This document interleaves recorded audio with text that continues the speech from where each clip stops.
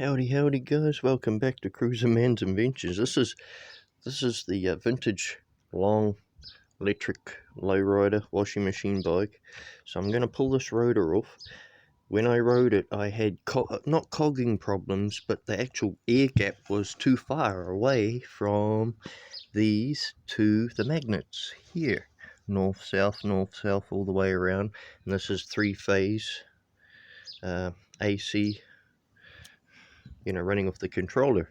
So as I would take off on this thing, it all of a sudden, through quarter of the way of its takeoff, it would sort of lose its magnetic field, right? So I thought it'd be a good idea to put that steel back in and make the air gap a lot closer with these thin bits of steel here that I'm going to super glue to the top here.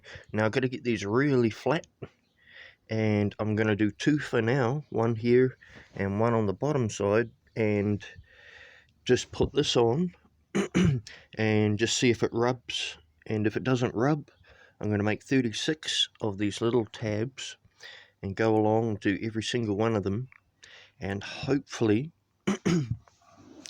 this will be close enough to these that this bike will be able to take off quite fast on its own steam without pedaling, because I'm going to put pedals and so forth in the front here, so that's going to be cool. So I can actually eventually help it out, but I want to get it to the point where it can launch off a lot faster by itself. Now this is 1.5 gauge wire.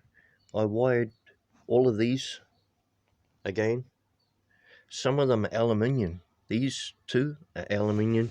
There's another 3 around here that I've got to replace with copper later on. Another 3 here. So that could be half the problem, but I think I'm feeling the air gap difference where it's just losing the magnetic field. And so that's the purpose of putting their little clips on, and they're only a mil thick, and brings it closer to the magnets. So yeah, when you power this up, the push off would be much greater. That's the theory. I did, however, try these tabs on the magnet, but when I ran across it with another magnet, instead of the bump being bigger, the magnet I was holding drew closer to it and created a different void again, one that I didn't want. So it kind of neutralized it because the magnet was trying to stick to the steel again. So yeah, that's the same reaction the coils have when they're powered up in the alternating field of AC. AC is alternating current. It switches from positive to negative at 50 to 60 hertz. That's 50 to 60 times per second.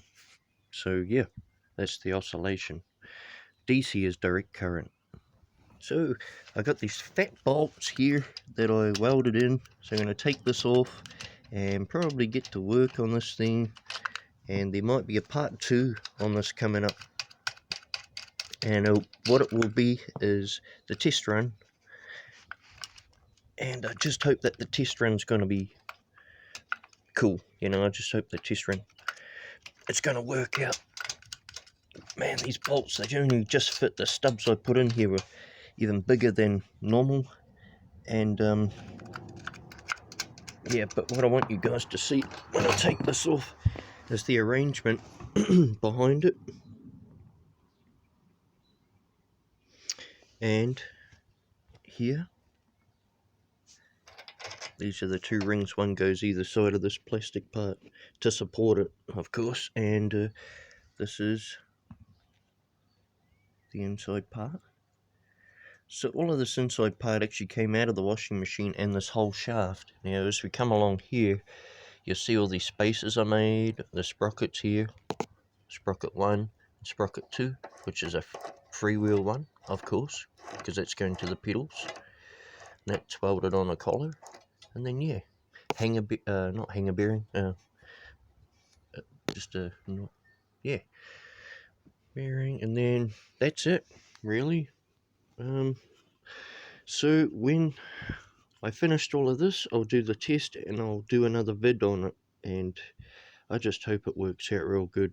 Hope that power comes through here, through this tab, and since it's closer to the magnet, it's going to be stronger. So that's the theory, guys. Cool. I shall see you when I'm there. The reason why I'm doing this is because I can't get neodymium magnets at this point in time to change these ones out for other ones that are neodymium, which will be probably heaps stronger and heaps better. So yeah, that's why I'm doing this at the moment, and it'll keep changing up as time goes on. So yeah, cool guys. Cruiser man out.